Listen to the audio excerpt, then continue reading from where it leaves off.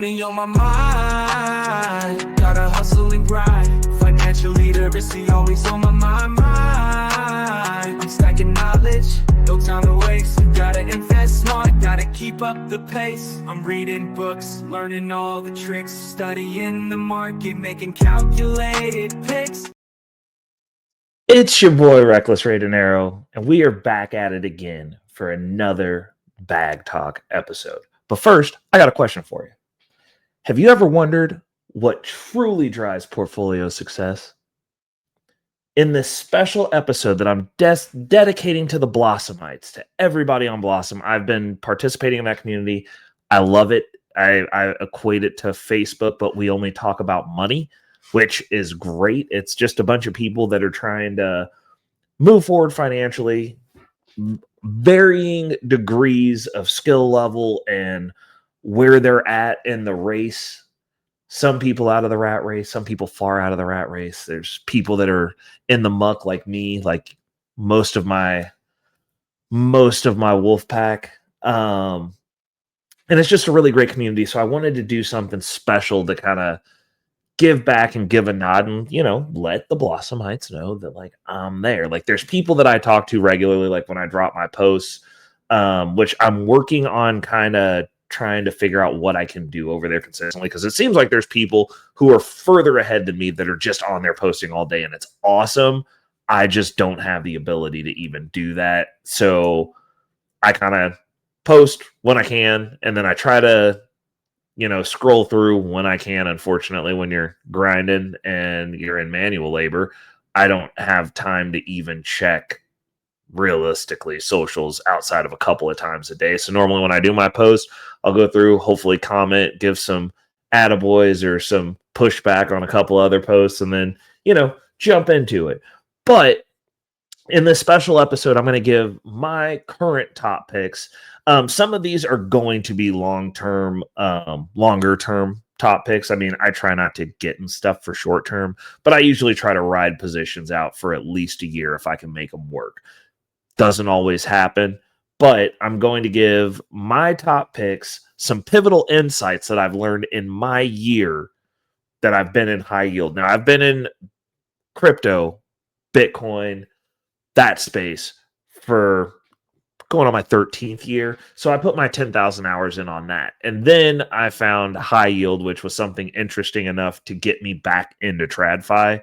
And, I'm going to give my pivotal insights that I've learned over those 12 months, and then give some actionable strategies that I am currently using right now, because I am not at the mountaintop. I'm not even close. I always tell people, I'm not rich yet. I have the ability to make some moves. I'm pretty good with shuffling around money, as those of you who are tapped in with me on Blossom or in this content period have seen, because I have a little bit of a different logic, a different mindset when it comes to finance, when it comes to making financial moves. But these are going to be some of the strategies and actionable items that I'm currently using that are helping me work my way out of this rat race, because I think everybody should go to work because they want to. Me personally, I know that I will never be able to stop working and just kick my feet up on a beach. That's just not how I'm built. But being able to choose what you do, being able to take a lesser job because it's something interesting or you want to learn something, being able to do an internship to acquire a new skill and be okay, being able to start a new career without worrying about failure being catastrophic to yourself or your family, and having it be okay because you're already making enough money, being able to not have to subjugate yourself to jobs where you're talked crazy to, not treated appropriately, not paid appropriately. It's about having freedom, and hopefully my goal and what I want you to prepare for is I want you to prepare to hopefully hear me telling my story and have yourself connect a few of those wires that maybe haven't gotten crossed yet, and make those connections that can unlock your own growth and understanding within this respect. Because I believe truly in my heart, and what I would want for everyone is for everyone to have a say-so, to have agency, to have no excuse for being in any situation you don't want to, that you don't want to be in. That's my goal for this channel. I'm leaving the breadcrumbs. I'm documenting my journey. And I hope that this touches some of you and maybe gives you some ideas, because some of the stuff that I do might be crazy to you. And that's okay. Generally speaking, I want most of the things I do to be crazy to everyone, because if what I'm doing is crazy to the masses, that to me is an indicator, especially if mathematically it's working. That's an important part, is the results have to show for themselves. And I'm able to consistently move forward. The numbers are going in the direction we want them to go in. And people think I'm crazy, because that means everybody's not doing it. Because generally speaking, if you're following the crowd, you're probably about to fall off a cliff. So I want you guys to hit that like button on your way in. This is your after rant reminder. Also, do not forget, if you've been here, especially if you've been here 2 times or more, hit that subscribe button. Don't ghost watch my channel. Go ahead and subscribe. I'm not going to call you out. I want you to win. Even if you don't like me and you're ghost watching my channel, I want you to win. I at least want you to be able to compete with me fairly, because you're not going to be able to say that I kept something away from you. And last but not least, I need to get out into this algorithm. I think there needs to be more people in the financial conversation. I believe that there needs to be people with context, people with actual skin in the game, not showing prop accounts, people showing receipts. I also believe that there needs to be people having the conversation at different levels, because what is relevant once you are running with the law of large numbers, and what is relevant when you're grinding your way out of the mud, out of the 9-to-5 rat race, I believe that those are different contexts. And I believe that that is the context that I give, because I'm a brokey still in the rat race. So let's go ahead and jump into it. What we're going to start off with is where it all starts, my top picks. And we're going to go through them in detail. So I hope you guys are ready. Let's get at it. I'm going to go ahead and micro machine myself on the screen. Our first top pick is Ulti. Now, I know that at present, and this is why I'm doing it at present, because people, I saw we dropped below $5.20. And people I saw on Reddit, you guys are dropping off. You guys are capitulating. You're leaving. And I understand it to an extent.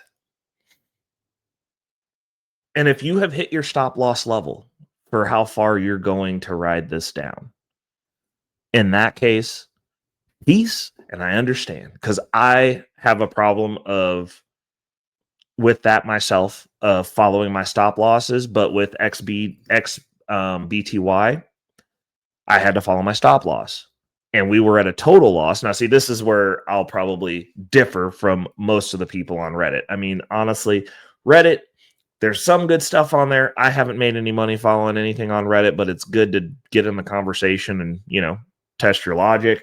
And there's a few people in some of those subs that do know what they're talking about. They're few and far between, but they exist. It's normally a lot of people crying, and it seems like a lot of people just putting bad PR into the Reddit forums to scare people that read Reddit forums. It seems like there's a lot of people giving their 2 cents who aren't actually involved. They don't have a YouTube channel. They don't show their account. They have no receipts. See a lot of that. And generally, I don't listen to those people, because there's no reason to do so. Literally. I show my receipts. I have a YouTube channel where I'm documenting my journey, and I'm invested in the things that I talk about. So, it is what it is. But me personally, I'm still in position on Ulti. I am still buying Ulti a little bit at a time, because it is my foundation. And we're going to start off with the stuff that we are long-term holding. And this is going to be specifically within high yield.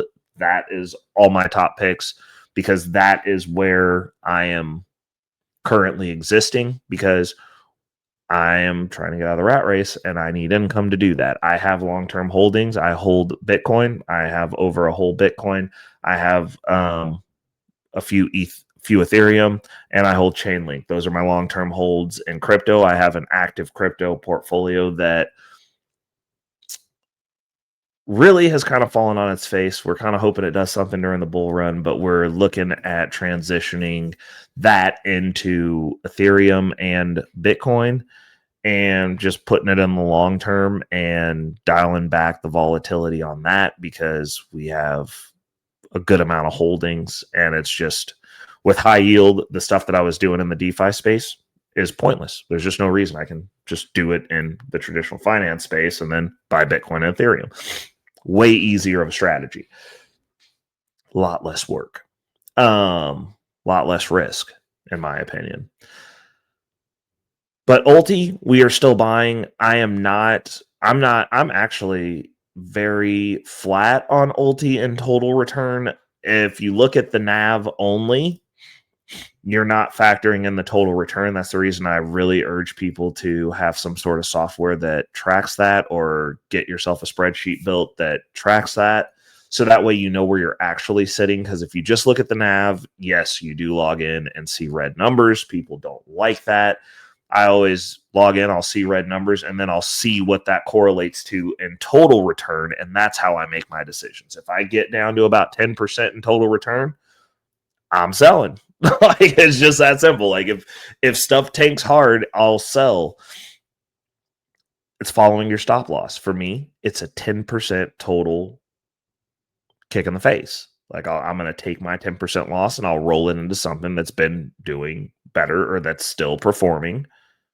And I'll buy in on that dip. And then depending on what the position is, I'll buy back with the proceeds and, go from there. But Ulti is a foundation in most of my portfolio. Actually, both of my high yield portfolios, Ulti is the foundational piece. And we like it like that. Like, that's solid for me.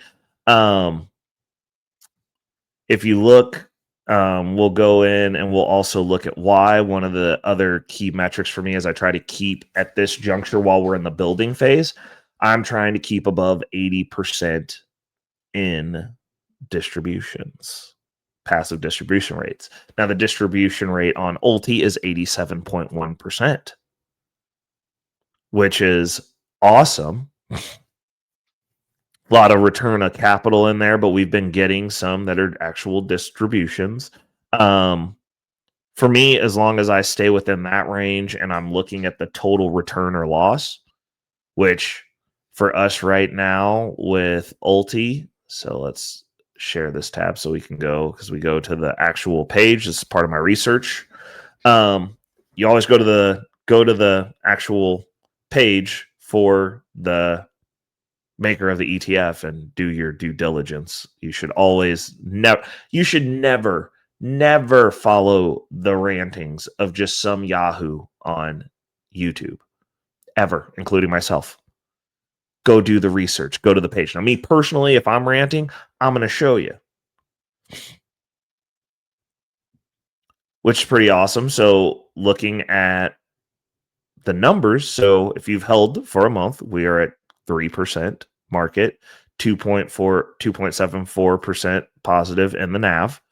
And obviously past performance, 3 months, 7.3, 6 months, 36.97, year to date, 17.79. And this is for the month end as of September. Now, obviously, these numbers will change when they update for the month end of this month. We'll see what it's looking like. But, since inception, cumulative, we're at the NAV is 15.30. Now, I've seen this NAV fluctuate, but they also have paid some money. Now, there's two different strategies. I actually was involved in this last year when we took the whole dip and we thought there was going to be a reverse split, and instead they just switched the strategy and ran it low, and the strategy seemed to hold out pretty well enough that, like, now that it's in a dip, which is where we're at right now, the market's been down. This is a collective fund. That's the reason it's a foundation. It's a group of stocks that they can switch out based on performance. And I didn't want a foundational position to be a single stock ETF because we had that for the past year with msty, and it was great until it wasn't. And the reason we pulled out of msty, we were at a 20% total return, but the distribution dropped below my 80% marker, and everything was in msty at that point, and it was literally killing me. And it's probably worse than the 60% it was at when I got out of it, most likely. Not pulling it up, we don't look back. We'll keep an eye on it now that it's switched to weekly. But MicroStrategy, I mean, honestly, with where MicroStrategy is right now and the volatility, I would rather just buy shares of MicroStrategy. That's just me. It's my personal position on that, because it's in a buy range. So I'd just rather buy that. The next position we're looking at is a cash reserve position. And that is going to be, I wanted to give you the receipts. So normally, under normal circumstances, we do a monthly update where I show the entire portfolio, and then I jump over into this. But for today, since we are literally just looking for the receipts on where we're at, if we look at Ulti, we are at a total profit of 2.26%. We're still in the green. The only thing that's not in the green is one of our cash preserve positions, blocks, which we're going to talk about. But, as we look over here, this is the number for me, and this is the reason I use this software. I'm using Snowball Analytics. There's a link for it down in the description below. The reason I use this is because I need this number right here, the total profit and loss, because that's the metric on when I sell. Why I sold XBTY was because we hit 10% in total loss. It was a total. There was a big red number here. If I see big red numbers here, once we start hitting double digits, I'm out. That's how much money I'm willing to invest in something. And even though these dividends aren't 100% going back in here, I know where I'm sitting in the position. I manage my money. I manage my cash flow. I think if you don't, and you're just trying to indefinitely drip, like, that's great. But long term, you're not going to get the performance that I'm going to get because I manage my money. I do incorporate long-term holdings. I do incorporate purchasing Bitcoin. We'll get to that. But moving on to the next position, we've got Stretch. Now, this is not in my long-term portfolio yet. And the reason being is we haven't hit a metric with blocks. I want blocks to be my foundational cash reserve position. After I get blocks up to where we're producing $100 a week, that dividend off blocks will be the only dividend in the portfolio, because my cash position dividends will not be going towards paying off debt or anything but adding to cash position. Once blocks gets to $100 a week, once we get enough shares to where we have $100 a week, currently we're producing about $21 a week. Yeah, $21 a week. Once we get to $100, we will start buying STRC as the secondary cash position. Also, as we add our investments, we will also, depending on how much we're investing, if it's a smaller amount, then we'll probably be adding into blocks still, just because the position, it's less expensive. And I'm always constantly running a dividend, or margin on that account. So there's not like a position where it would ever be sitting in cash, because all of my income accounts have margins in them, because A, free money, B, lower than credit cards, C, helps you pay off debt faster, and then you don't have to worry about actually doing anything besides paying minimums on your credit cards. You just move everything over into the margin account, which, having that cash position, the other thing that it's doing is growing my available margin. We're getting our margin back up. And by backup, I mean withdrawal for cash. So, for instance, we were previously at 7,000. We now have 9,000. We're going to be utilizing no more than about 3,000 in margin. I was getting it up to as high as 5, but until I call to negotiate my rate down, I am going to keep it at about 3,000 and probably lower. We'll have our loan management payment, which is about 1,600 a month, and then actually it will be probably about 3,000 because I'll have a grand that I'll use to convert debt over.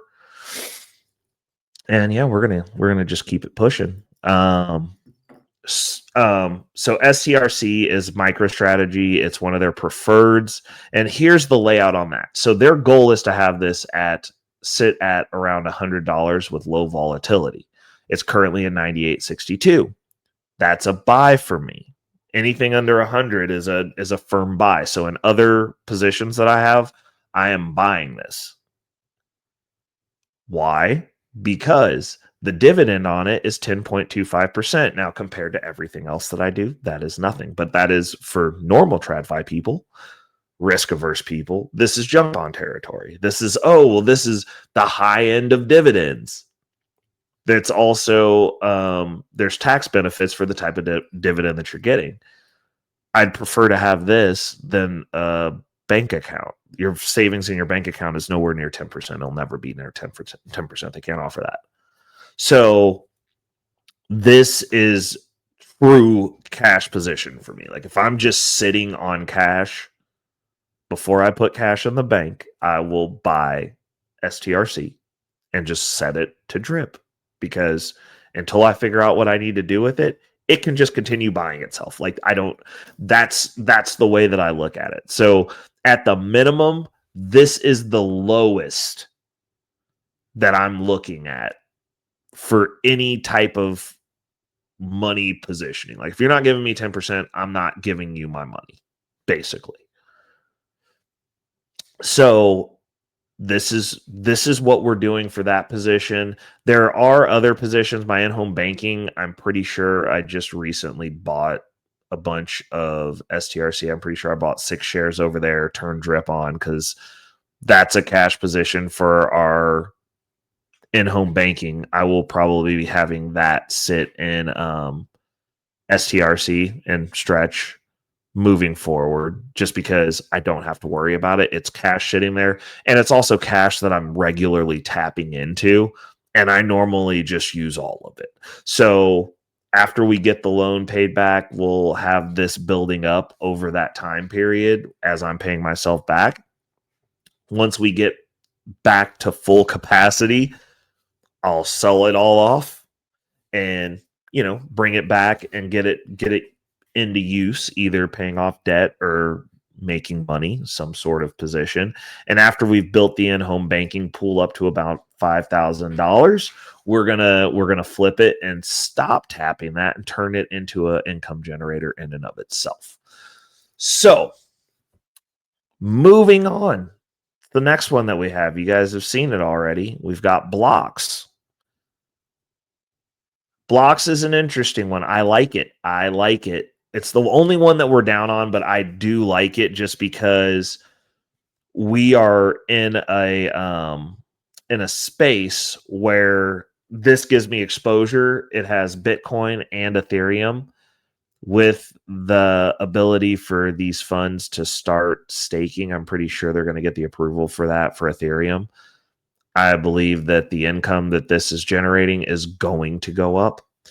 I also have a firm belief that the value on this, as Ethereum spikes, as Bitcoin continues to grow, is going to go up. Also, we have a lot of momentum going in the cryptocurrency space, and they are also invested throughout the cryptocurrency space. So this, for me, is an easy cash position because it's a blanket cash position, and it's also not just focused on dividend income. It's focused on growth. And I like that. Like, I want stuff that pays, but like, you also have to have positions that you can shift into as the laws of large numbers start moving in your favor. So as we get towards our goal I'm going to say around getting around, $100,000 or so within this account. We're currently at, I think, 30 something. It like floats around 30. But the higher we get, so like at 50, I'm going to probably be like, hey, I can afford to drop my ranges, so I can be like, hey, I can sit at 70% passive income after we get to about $50,000 in the account, because large numbers, like I don't need to have as much risk. Like I'll take a lower distribution to have more stability, and like as we get to 100, you can lower it again and be like, hey, like maybe I'm good with 60% of $160,000. Like I'm good with that. Like, and I can take less risk. So for me, it's not run it to the hilts and then live to the edge of my means, because that's not the goal of this. It's you run hot early, because I don't have, as far as like the nugget that I have to lose in high yield, I don't have that much to lose, and I'm trying to replace my income. So you want to get there and then start dialing it back a little bit, so that way you're not running the engine till the wheels fall off. You're not living on the edge till the wheels fall off. You're allowing the laws of large numbers to get in there. Because if I had $1 million, I could just sit it in stretch and I would be fine with that. Also not bad. You got $1 million, that's $100,000 a year. Actually, that's it's like $102,000 a year. Like it's over 6 figures a year just sitting in a stretch. And I don't have to worry about anything. I can just get paid every month from the distribution. I don't have to stay ratcheted up the whole time. So I'm already building in stuff to where it's like, okay, well, like as we move forward, I can roll back into less volatility. I can roll back into less risk. I can roll back into less market swings. Red days aren't wiping me out. I'm not on Reddit talking about I lost everything because I saw a red number. But I'm also following up and checking to see what these things are actually doing, because I make my decisions based on the total return number. Now, if we look at blocks, the fund ticker, so their 1 month is 16.65%, NAV 16.95% positive. 3 months, they're at 25.67%. NAV is at 25.48%. Since inception, they're up 32.29% NAV, 32.69 in the market. Pretty awesome. What are you getting out of this? So every month you're getting around, it looks like the lowest they've gotten is 13 cents, all the way up to these past few months. They've been doing pretty good, 18-cent returns. Now,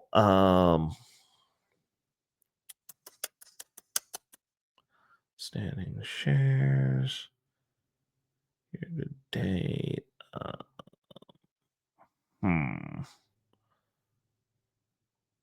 Okay, so let's take a look.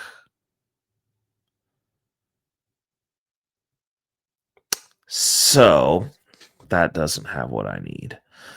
So the fund's objective obviously is Bitcoin, Ethereum, and the crypto industry company. And then it provides weekly income. I'm not sure exactly what the distribution rate for this position is, though. Hold on, let's take a look here. Dividends. Okay, so blocks, which is cash reserve position, the dividend yield on blocks at present is 36.6%. Not bad.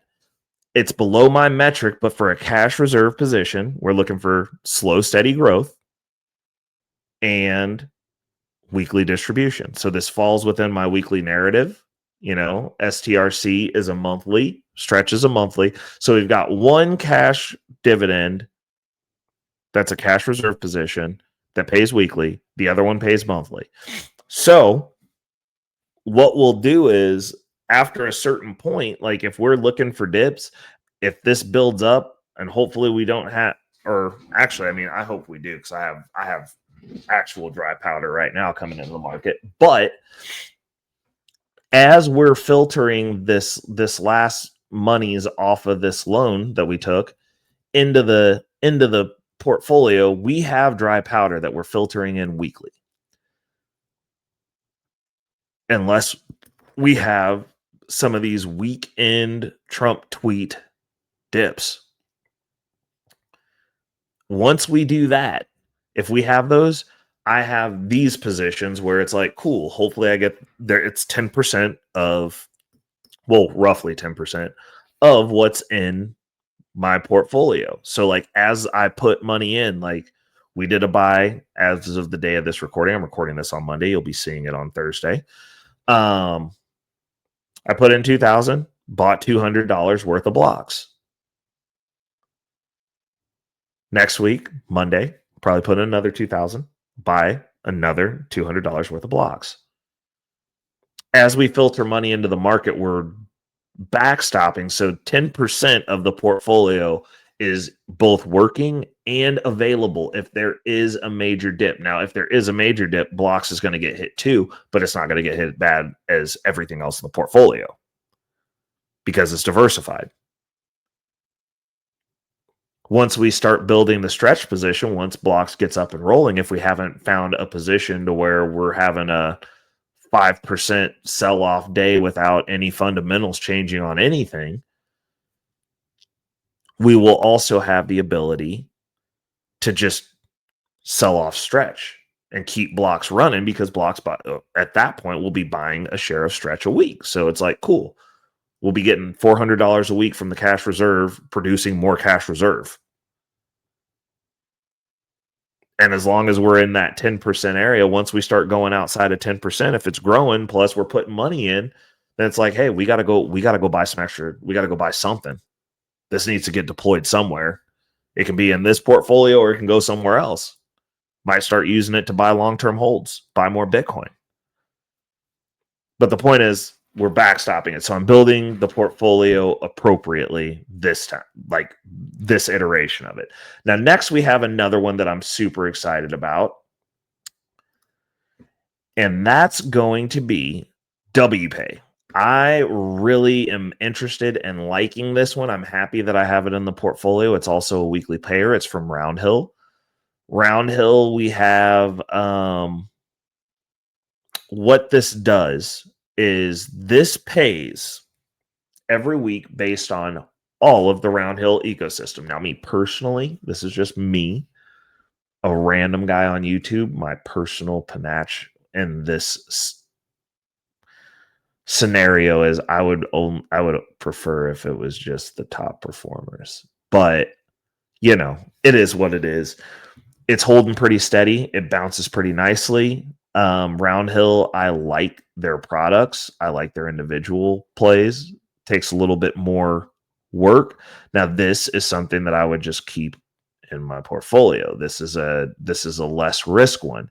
The thing that I like about it is, share the next page, the distribution rate. It's a 70.94%.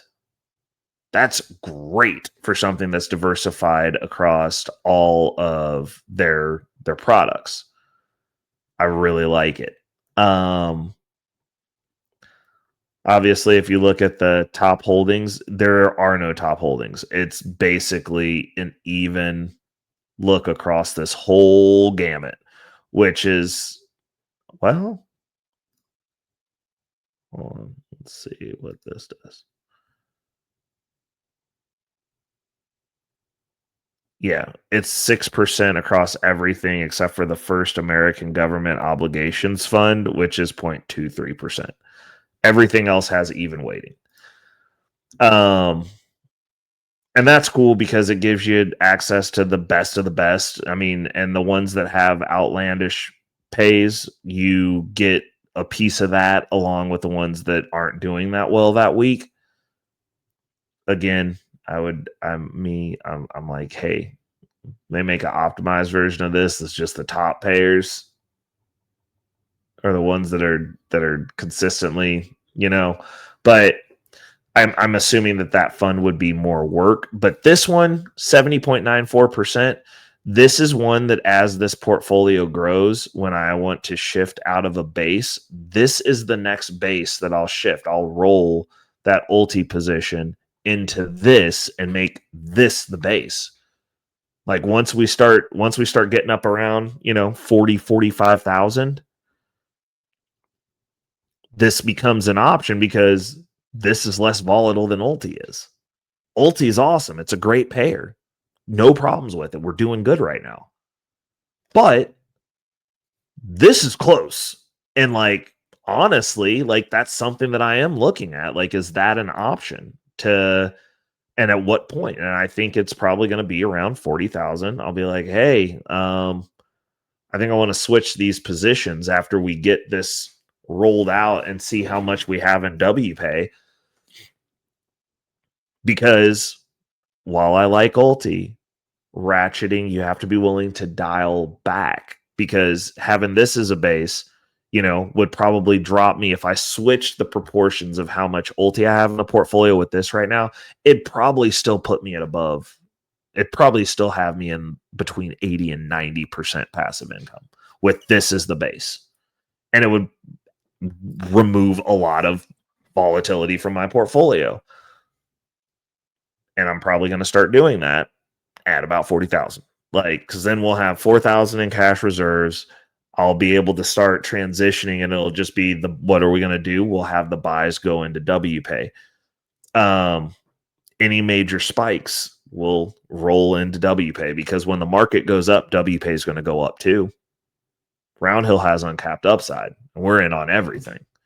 And they're covering a good array of markets. They have funds that have good IV. That's the reason I added WPay into the fold. Granite Shares is also supposed to be doing a fund of funds, but it's going to be their top performers. Really interested in that too. Because again, you're spreading out, you're doing the diversification, you're doing still in high yield. I want to know what it pays out, because if they come out, if Yield Boost comes out with a fund of funds on their top performers and it's above 80% distribution, that's what I'm going to go with. Like, I'll switch out of ulti immediately, and that will be the foundational position. I'll keep ulti in the portfolio, but the position sizing will definitely change for sure. Like, not a question, because that's something I'm looking for, and like that'll be that jet fuel, and I'll be like, cool, we'll ride this up. You'd also have the opportunity to have ulti, the fund of funds from Granite Shares, and WPay. That could also be a very powerful portfolio, and then you don't have to worry about the individual payers. You don't have to worry about the volatility of one position going south on you. It could be, this could be a game changer as soon as they release that. Like, that could be something worth looking at. And yeah. So that's kind of where I'm at with it.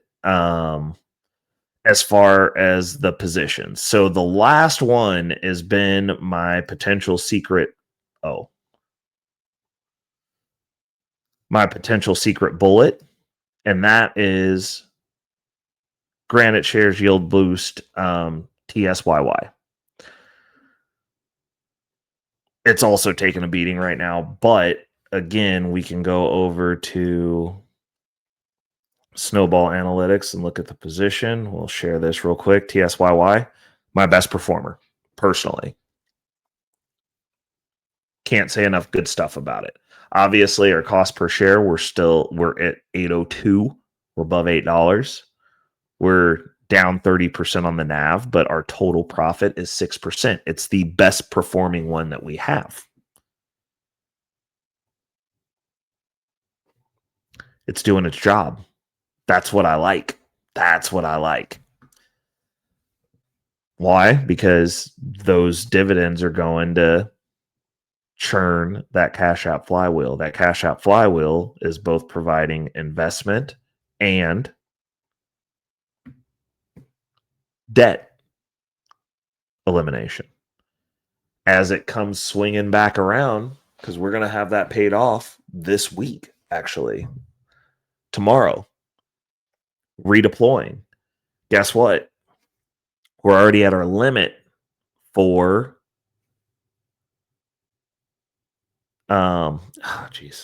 brain fart.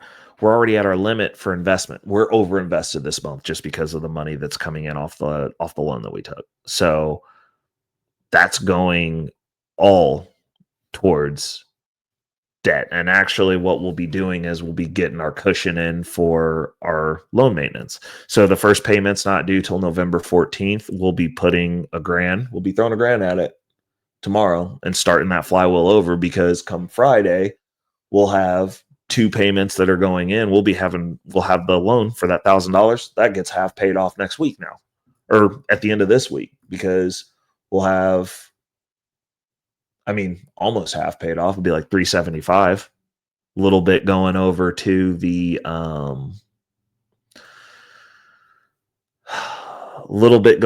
towards the in-home banking, because we charge our 10% flat, 5% goes to Cash App. I take the other 5%, goes towards the in-home banking, just to keep that growing.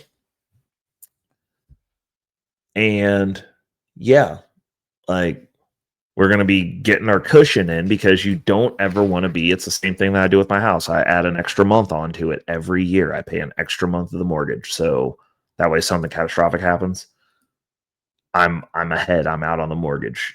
I've got time to figure it out. And we're going to do the same thing with this loan, because if this portfolio blows up, something happens.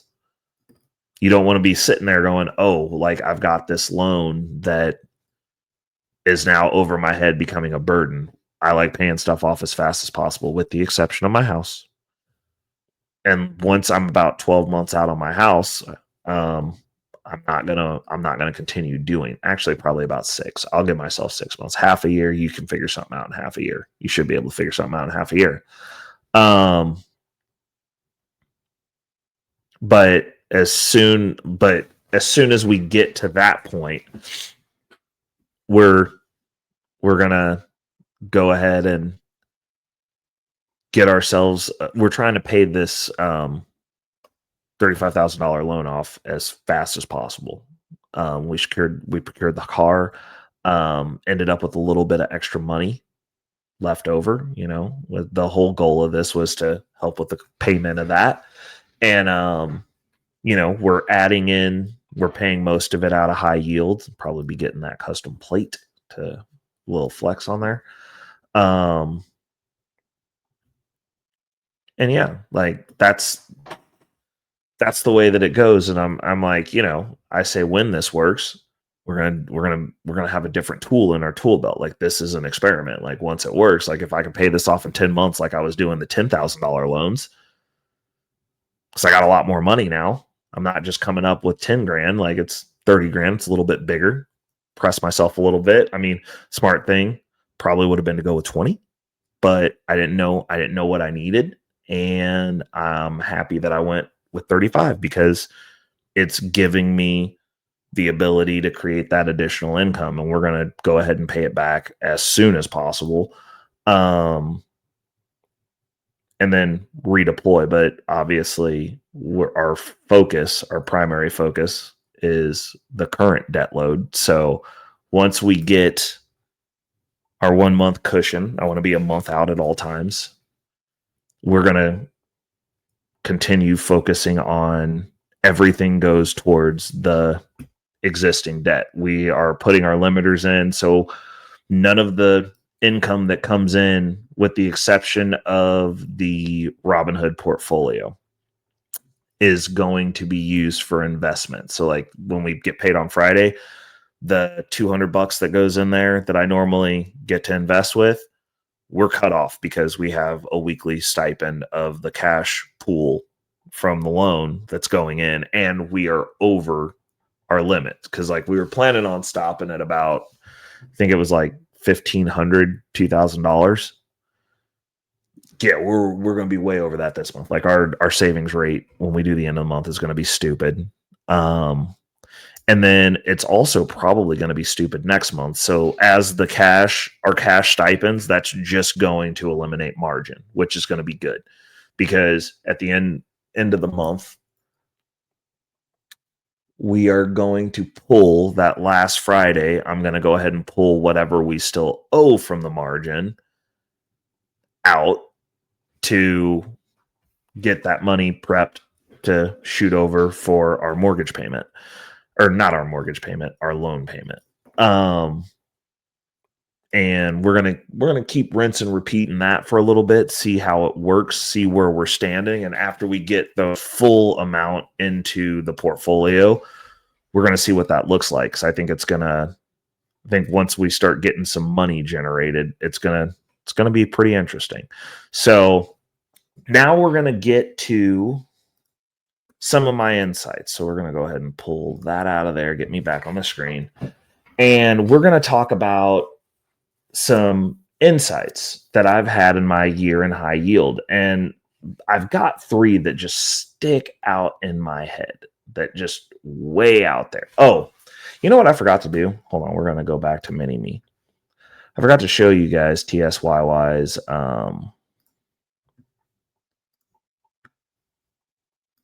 distribution rate. So this is the perk of having a good performing single asset pair. So TSYY's distribution rate is 139.57%. Runs hot, high risk, very volatile, very much fluctuating 30 cents at a time. With these, you do have to get in at the right time. You do need to, like, I use these for swinging normally, but in this case, the NAV went the opposite direction, but it's paying so much that I can't. It's not that I can't, it's just that I won't, because total return, like, it's the best performing one, total return. And I'm taking that money and utilizing it for awesome stuff. So this is one of those ones where, as we're funneling the money in, big chunks of it are going to TSYY. I'm good on my ulti position for right now as a base. And so the next payment that goes in, obviously, will be touching the cash reserve, but we'll be doing a big chunk in TSYY and a big chunk in WPay. And those are the 2 that we're going to start stacking up. As we get through these next few weeks, like as we get more money going into these accounts, obviously that Cash App flywheel, we're going to use that as a buffer. And since we're going to be pretty much for the next 2 months at least over our investment amounts, because if we get 1 weekend, if I don't have, because I've got this week, I've already done my 2,000. I'll do 2,000 next week, and I'm going to do 2,000 the following week, which will be the first week of November. And as we do that, we will blatantly be well over our investment. So we're going to have a lot of money just going in, and that Cash App flywheel then turns into just straight payments of debt. We're just fronting debt money at that point. And hopefully, if we get lucky and we get a good rotation going, once we get a little bit more of this money in, because what it's looking like is I should be almost able to pay it up every week, darn near, with it also. Well, no, it should be every 2 weeks. I think it's every 2 weeks. And then I'll also have some eating away at the margin in the margin account. But as we get, we're running hot. So as long as we're doing everything that we need to do, that Cash App flywheel is gonna start churning. It's gonna start churning pretty interestingly. So we also have that going for us. And the more times we hit it, that's $100 every time we use that. So it's 900 that I have available. But as of right now, like I said, I'm over my investment rate. So this next one is just going straight over to the banking. So with the insights, there's a few that have really stuck out to me. One of them has been paying myself first. Like I really have dialed into that. Like I'm like to the tune to where it's like I'll run up debt to make sure that I'm investing as much as possible, because on the back end I'm like, hey, if this is outgrowing the debt and I'm able to manage it, then on the back end for me, I'm willing to run that risk. Because I mean, if you crash out, like it's not like they can come take your brokerage account, because they can't. And secondly, I'm not having it get out of proportion or out of sorts. I mean, this is the most debt as it sits right now that I've ever had. And, you know, for the next 2 years, which I do not in any shape, form, or fashion believe that it's going to take me 2 years to pay back the 35. But that's how long I have if I do the bare minimum. We're going to pay off the higher yield debt first because interest. But then when we step over into it's time to pay X, Y, and Z, that's going to be a different conversation, because we're going to be coming at it hard. Like, and then once we get down to where this is what's left, then that's going to get paid off quickly as well. So paying myself first, paying myself first has been one of the key insights, and it gets a lot more fun when you're starting to see the results. Like I was already in the mindset of paying myself first, but I wasn't applying it to my TradFi portfolio, if that makes sense, because I would just go buy Bitcoin. I would go buy crypto. I would just do that. When I made the shift was after I made $100 a month in TradFi, which actually the first position that I had was QYLD, and I got that up to $100 a month. And I was like, hey, like I'm kind of interested in this now. And then I started doing research on high yield, found yieldmax, and the rest is history. And now over a year later, we're involved in basically everything that comes out. Like, it's not like I buy shares, because there's channels out there that buy like 100 shares or put $1,000 in each one just to see what it does with drip on. I don't do all that, but I am abreast of what is coming onto the market. I do pay attention. I do follow these companies on X. I do go to their websites regularly to see what they're offering, kind of see what kind of moves they're making. From an efficiency and income standpoint, like you almost have to, like you gotta eat, sleep, and poop. This is one of those things that it's, like you go down the rabbit hole, you get hooked on the income, and then you get hooked on going, how can I make this somewhat sustainable? Because that's the end goal for most people. My personal opinions, I think it's more efficient. These products were made for those of us who do not have access to the market or a lot of capital. It's a great way to build. Like I said, you run hot early, dial back. And, you start getting into communities like Blossom. You find all the Blossomites out there, and you have people because, like, Blocks. I found Blocks because I'm on Blossom. There's, hold on. Let me see if I can pull that up real quick. There's a guy that's on there that talks about it all the time, and I don't want to not give him his flowers. So let's scroll through. Where's the homie at? Come on, buddy. He talks about blocks like every day. And now I can't find him. Hold on. I'm scrolling until I find this dude. Like he is one of my faves, and I see him on there all the time. And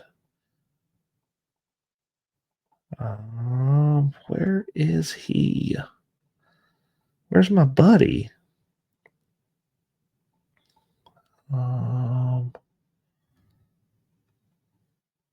goodness gracious.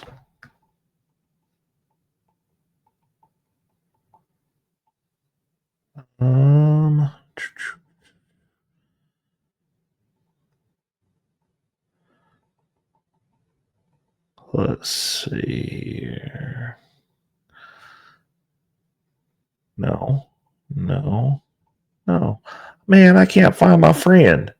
He talks about blocks all the time. Like I can't even act like blocks is an original idea that I had.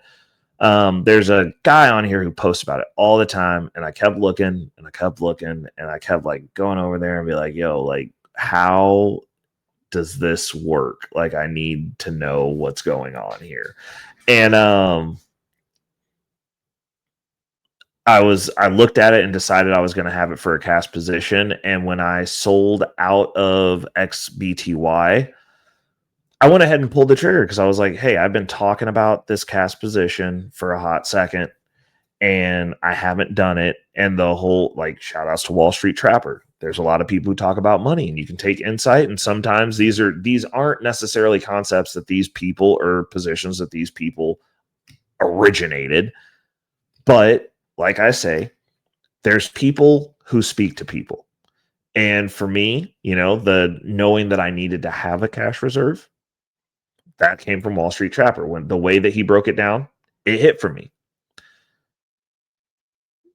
My fellow Blossomite that I can't find to give his roses right now, which is super annoying to me.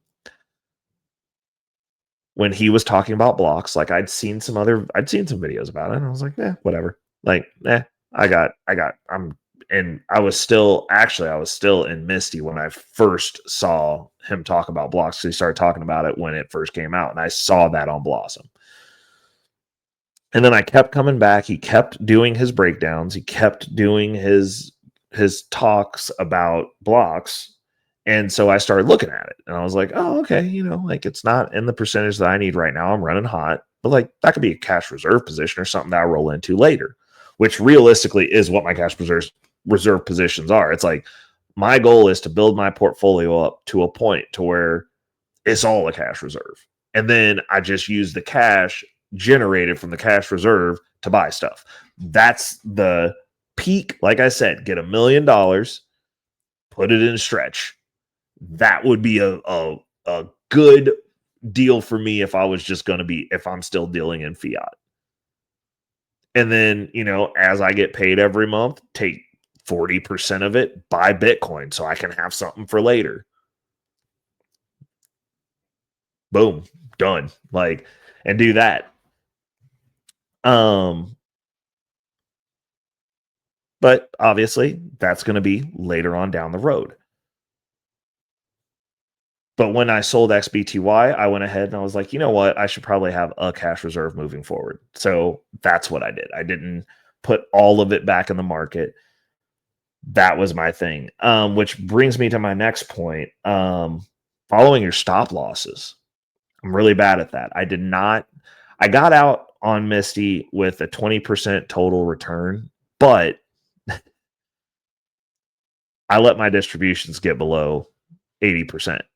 And as soon as it dropped to about 70% was when I should have sold. When I sold, Misty was basically paying at like 60%, which was in the 15s. But I was still good on the total return. So I was like, well, I'm not completely red yet. But I had two levers that would be like, hey, you might want to get out of this position. Considering that Misty was a single position that I had at the time because I bolstered it to get that double pay in August. So that was a good paid month.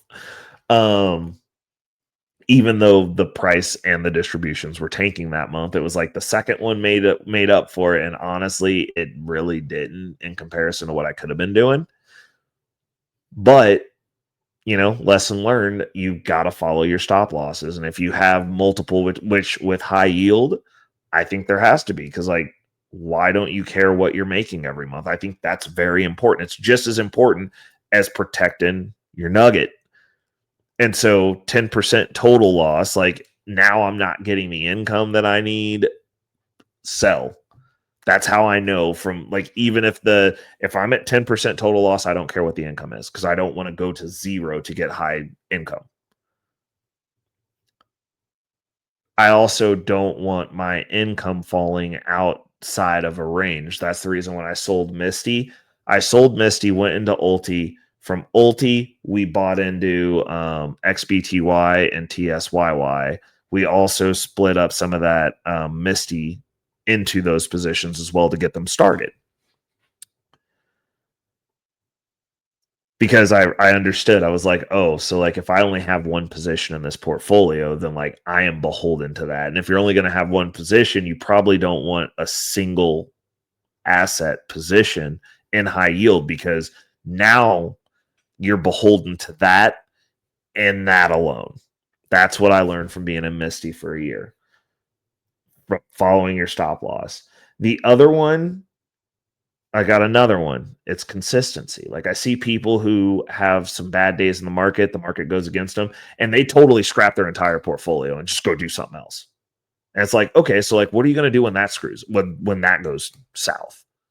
Like that's like the weirdest thing to me. It's like I'll roll positions into the same thing that I'm doing, but I have other portfolios. Like I have other holdings. Like to nuke an entire portfolio to get into high yield and go through Misty and me sell off. And I think it's because people are looking just at the NAV and they're like, oh my God, I'm going to lose all my money.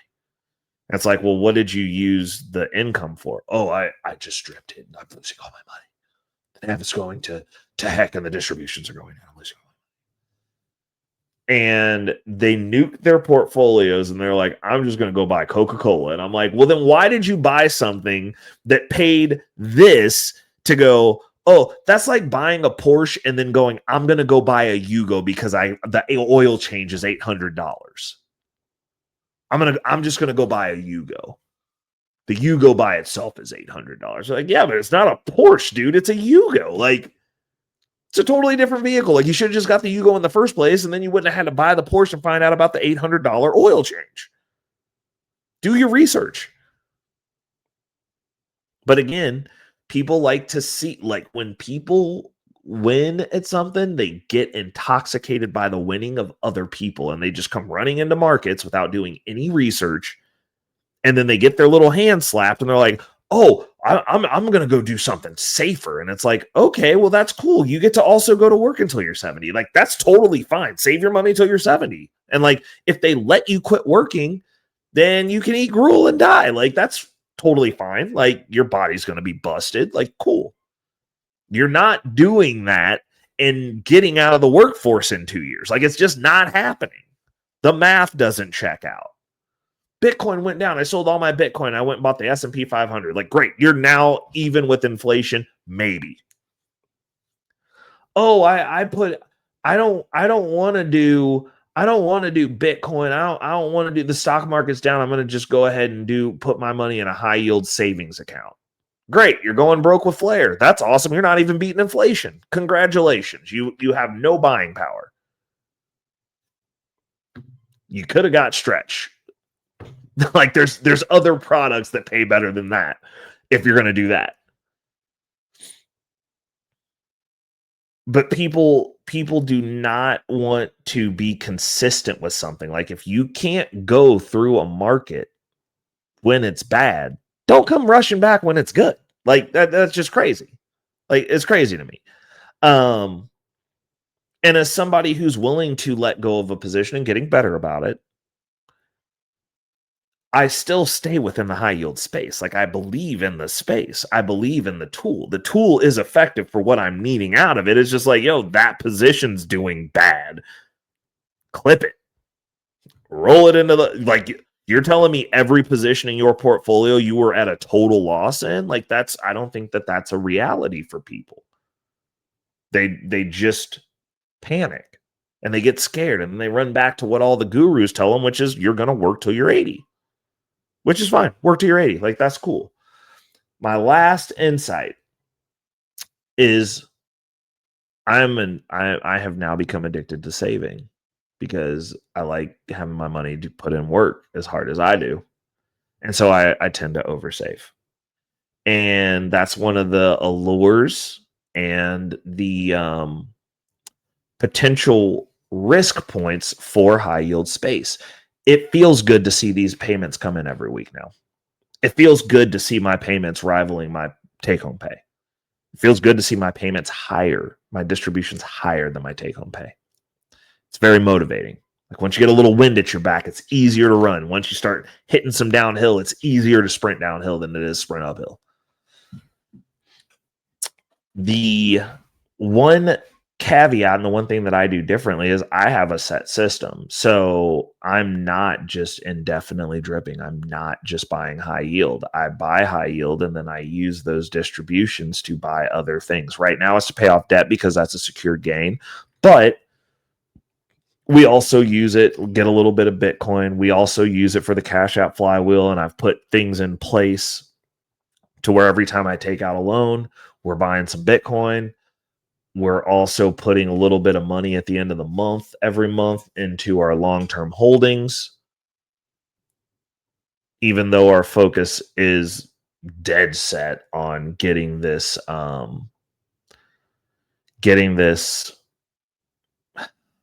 debt paid off, because once that is the last chain, this credit card debt. And you know, building the ship while it's floating. There's people will be like, "Oh, you could have just paid off all this." I'm like, "Yeah, I could have done a bunch of stuff, but like, you can't eat your long-term holdings while building your long-term holdings." And I keep telling people this, and they don't understand it because they don't understand how math works. Like, you can't even sell partial shares. You can't sell fractional shares on Schwab. Like, I'm just saying, I got a big kid brokerage too. Like, if it was a Robinhood, maybe I could chip at the nugget, but then you're also not getting paid when the market goes down. I still get paid. I might get paid less, but I still get paid. I get paid something. I got some cash to work with. That's not the nugget.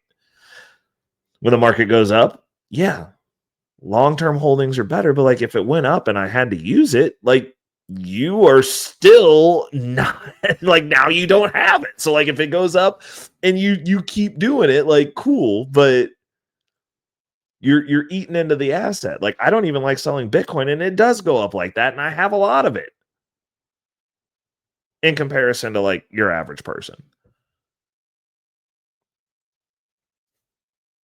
But if I was eating off of it, I wouldn't have it. Like it's just, I just don't understand like why people are peopling like that, but they do. And it is what it is. I'm going to run my race. You run your race, and we can report back. I report back monthly. Most of the people who tell me I should be doing all these things also don't have YouTube channels, aren't giving receipts, aren't showing their portfolios. And it's kind of sad. Now we're going to get to the fun part. We got action items. Most important one. This is simple, and you're going to hear it from every one of your favorite gurus. I'm not a guru, and I know this. Just get started. Just get started. Set up a Robinhood account. I got links in the description to all sorts of stuff. Get down in there, get one of those brokerages set up, and get started putting some money away.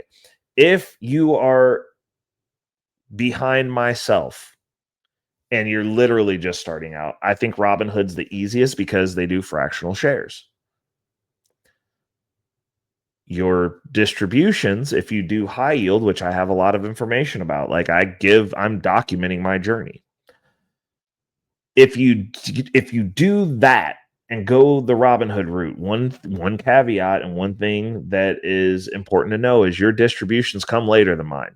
For me, I like getting them the day of, which is why all of my account isn't over in Robinhood, because I do like the Robinhood ecosystem. If you're not actively trading, day trading, I think it's great for wealth building. They have a lot of resources, a lot of tools. You have a credit card in there. Like they have all the stuff, all the bells and whistles. Like you can do your bill pay out of it. Like there's a bunch of stuff that makes it very easy to be within that ecosystem for building wealth. And then after, they also, if you're a gold member, they have private banking services. You're not going to have a relationship where you have a banker that you can go talk to, which after you get to a certain level, that in-person relationship really does matter, especially when you're asking for big money. at least for now, because a lot of this stuff is going to get replaced with AI, and then we'll see how that goes. Like, I don't know, those guys might be getting ready to lose their job. Also, people who hold Bitcoin, like, I will be at a certain point. Like, my goal is to be at a place where I'm self-funded. I don't want to have to ask anybody or be friends or be nice to somebody I don't like for anything. I don't need you. I'll fund it myself. That's my goal. But getting started, it's a great platform for that. I like it in general for the wealth services. I like the ability that you have to flip money over there because they have extremely low margin. Like, so low that I wish that I had more money over there, to be honest. And then, yeah, so like, I'm a big fan of Robinhood. I think it's a platform of the future. I buy a share every month as part of my platform responsibilities. And yeah, the next actionable item is set and follow your plan. There's so much information out here. You have to have a plan, especially with high yield, in my opinion. What are you getting into? What are you using the income for? Where does the income flow from the high yield? If it's just a self-induced circle jerk into itself, then I mean, it could work. I don't think you're going to get the results of, saying, hey, I'm going to put X amount of my check in here, and then when those dividends come in, I'm going to build this out, and then after it gets to a certain income level, I'm going to start buying Bitcoin with it. The guy who buys Bitcoin with his dividends is going to beat you. What's the purpose of the income? For me, it's replacing my job income so that I am fully self-reliant. I am work optional. If I don't want to go to a job, I don't have to. I can sit at home and this is all paid for. I can just go to the gym and hang out all day if I wanted to. I can work on projects that maybe don't pay as much. I can help people for lower salary, because my salary's paid multiple times over because I don't have to go to work. I do what I want. I'm not just indefinitely dripping. Like, this is being used right now to pay a good amount of debt, actually. And you have to set your plan for yourself. However you invest, it doesn't have to be in high yield. If you're investing in stocks, what's the plan? What's the play? How long are you going to be in that position? What's the goal? At what point are you selling? How much of a hit are you willing to take? How much of a dip can you withstand? Are you going to stick to that plan? And you have to set and follow your plan. Because if you're following my plan, if you're trying to copy me, then when stuff goes south, you don't know what to do because you're not in here sitting with me. This is my plan. I'm gonna do what I need to do for me because it's my plan. I made this plan. This is my money. What you do with your money needs to be different. Otherwise, you're going to end up like the window lickers on Reddit. And the last action item is make a realistic timeline. You're not getting rich on next Tuesday. It's not happening. You're not going to buy some coin because somebody was screaming into a camera on YouTube and you saw it and now you're going to get rich. If you're seeing it on YouTube, it's too late. Unless you're like one of the first 5 people at that feed. And honestly, generally speaking, when it comes to those types of channels, they're already in position. They're trading against you. You are their exit liquidity. It's the reason I don't ever talk about trades. I do high yield. Like, everybody can go get this money. That's out there for everybody.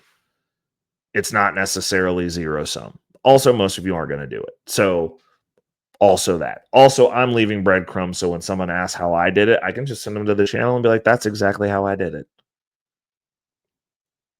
But you have to have a realistic timeline.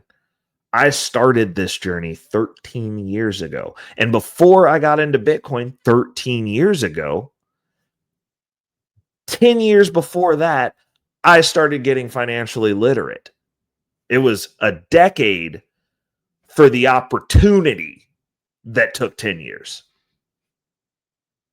Now, along the first 10, when I started learning stuff, Yeah, there were some small wins. There was some buildup, but it was a decade of building to be ready to get lucky. Because people tell me I'm lucky all the time. Oh, well, you're lucky. Like, oh, you were lucky. And everybody talks about how long it took them to like understand Bitcoin.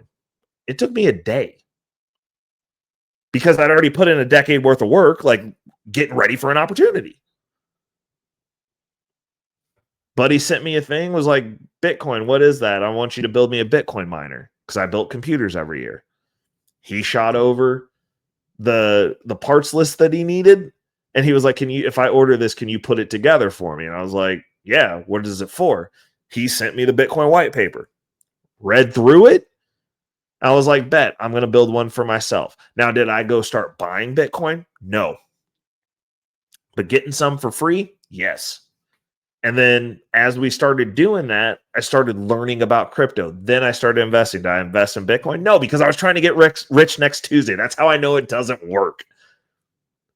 Did I see some results? Yes. Did I lose some money? Yes. And then I finally started buying Bitcoin or building up my portfolios to get more Bitcoin. But, it took a little while, and then I had to go back and be like, cool, I got to get one Bitcoin. I got to at least get one of these things. And then I started understanding. And then 13 years later, I'm a whole coiner. I've got multiple ETH. I've got an active portfolio that, we're going to be converting over. And then we figure out high yield because I know that I can't sell off my one Bitcoin to not go to work because it's not worth enough yet. And the game now is protect that Bitcoin. So I can't spend it. And I also don't want to have to go to work till I'm 70. And I know having the whole Bitcoin, I won't have to go to work till I'm 70. But still, the premise still stands that now is the retirement. My retirement's fully funded. I got a whole Bitcoin. I got to get another one so that I can start using it and actually use Bitcoin to make more money. So I got a plan for that too. But I need to get about $30,000, well, at least $20,000 in Bitcoin specifically, which means I got to pay off my debt so I can buy more Bitcoin faster. So I'm only getting it $100 at a clip a few times a month right now because everything else is going into high yield. Why are we doing that instead of just getting the Bitcoin? Because I want my debt paid off now. And once my debt's cleared, I want to be free and clear on the debt. And then we're going to be leveraging debt just to make money. The way it's intended, the way that I want my financial system set up. And that's my plan. Realistic timeline, I've got another 2 years of having to work. And then I'd probably say before I'm where my goal now, the mountaintop that I'm looking at now, we're probably looking at another, I'd say with the 2 years, I'd say probably 5 total. To clear this mountain, because I know I can within 5 years I'll have the 20 grand in the Bitcoin account that I need to start utilizing that. And then we're gonna have to look at what the next mountaintop is, because it never ends. It's constantly rebuilding these plans, because at that, like, it doesn't take as much as people think they need to be able to retire. Like for me, if I can get 100 grand a year, I retire now. You just got to get $1 million. Like, you just got to get $1 million. Like, put it in stretch. Live off you get a monthly payment. You get paid every month, just like you work for the government or something. You get a monthly check every month. I make do off that. It's $1 million. People talking about you got to have 10 million or you gain. Like, bro, if you can't navigate with $100,000, like, move. Simple. Move. Like, do you need to do every single thing? Like, I don't know. Like, I mean, I'm at a 40% savings rate now. So if I got $100,000, then I got $40,000 that I can just go get in the market and have that build too. Like, I make do. Like, that $40,000, I go put that to work too. Have me some walking around money. Like it does not take as much as people put out here to exist. So I don't make $100,000 on my W-2 now. Like if you do the money that I'm getting, that I'm going and hunting for myself, this high yield money, I'm close. Next year for sure. And every year running that bag up. Like we're going to keep running the same game. But the realistic timelines, like I don't look at anything that's under 12 months.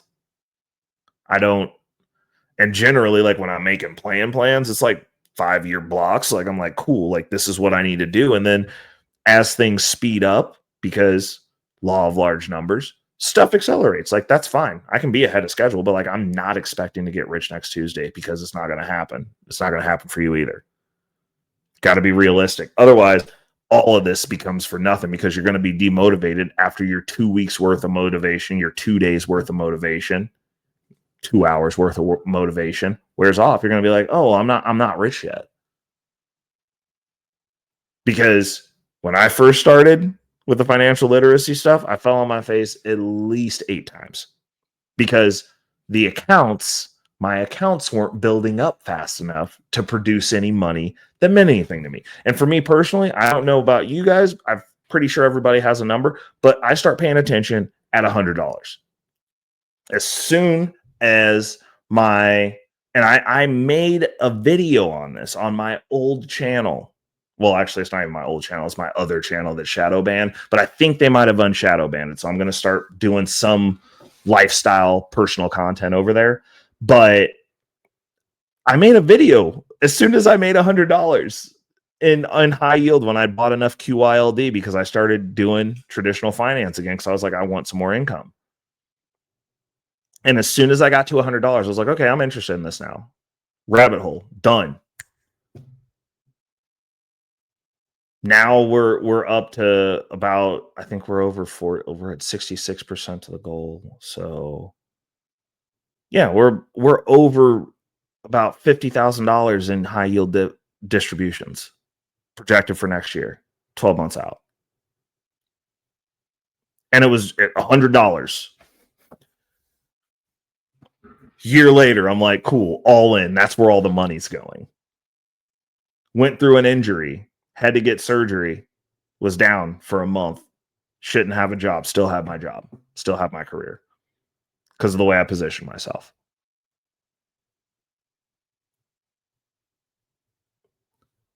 Because I had realistic timelines. I wasn't like, hey, I'm going to be doing this tomorrow, but I was like, I'll put all my money here and then use this money to fix these other problems on the way towards this goal. And we're counting down the months. I got 22 months left before I'm officially going to be able to retire if I choose to. I'll be fully work optional. Technically speaking, from a salary standpoint, next year, 2026, I will be work optional. I'm hitting that number ahead of schedule because I am dialed in. I am focused and consistent with the trajectory that I'm on. And I set a realistic timeline that I am probably going to be ahead on. Most likely, because I thought it was going to be 22 months before I hit parity. And then I was planning on having to work another 12 months to like double that. But at the rate that this portfolio is growing right now, next year we're projected to hit our goal of parity with my salary. So I'll be making 2 salaries of my salary. I'm making somebody else's salary that doesn't work as hard as I do right now. Actually, I might be making somebody's salary that works harder than I do right now. It depends. I'm blue collar, so questionable. Depends on the day. We'll say that because I'm all over the place with my job. But 2026, next year, we're supposed to be at parity. Once we are at parity, I've got another 12 months. At the rate that this is going, if the market keeps going the way that it's going, like I'll double it up again. Like, why not? Because we have all these tools now. Like once this personal loan's paid off, why not do it again? Next time I'm going to have the whole $35,000 to myself and just figure out how to pay it back. So I've already got the machine running. Like, why can't I have another 35? I already did it to buy a vehicle. I don't need another vehicle. I won't need one within 2 years. I got a great deal. Put a deal together. And be home upgrades and more income. Or just more income and then use the income for upgrades. Like, who knows? And we'll see how fast we can flip that. Realistic timelines. I mean, that's all I got. This was a longer episode. It's a little bit longer than the ones that I normally do. I hope you guys find value in it. I hope you guys enjoyed it. I got really ranty and went down some rabbit holes. And hopefully you guys got something out of it that'll stimulate, motivate, and, uplift you into understanding. Because, like, I'm not smart. I do not have a college degree. I'm not giving financial advice. I am documenting my journey. I'm good at financial math. That's about it. It's about all I got going for me. I got a lot of skill set. I'm a skilled laborer in my career, which is half IT, half construction. Again, I consider myself blue collar. Definitely less blue than some of the other blue collar jobs. There's for sure people out there that do harder jobs than me, especially on the job sites that I'm on. But, we're out there running wire, doing stuff, fabricating things, little bit of a lot of different trades, and you throw a little IT on at the end and voila, you got me. But the moral of the story is there's plenty of you out there who are way smarter than me, make way more money than I do. And somehow your net worth's less. Somehow you're saying that you can never buy a home. Somehow you're living paycheck to paycheck, hand to mouth. Like, if you don't go to work for a week, it's over. So again, I'm documenting my journey, leaving the breadcrumbs. Hope you guys enjoyed the video. I will be back again next week. Do not forget to like, share, and subscribe. Best ways to support. And until next week, this has been another great Bag Talk episode. It's your boy, Reckless Ray Dinero, and I'm out. Peace. Money on my mind. Yeah. Focus, got no time for games. Nah. I don't play, man, I'm all about that financial literacy. Investing in my future, building generational wealth. Dollar bills, they be calling my name, but I ain't chasing fame, I'm chasing change. Learn the game, now I'm playing it smart. Putting my money to work, it's an art. I'm stacking paper, building my own empire. No more living check to check, I'm getting higher. Investing in stocks, real estate, and more. Gotta secure the bag, that's what I came for.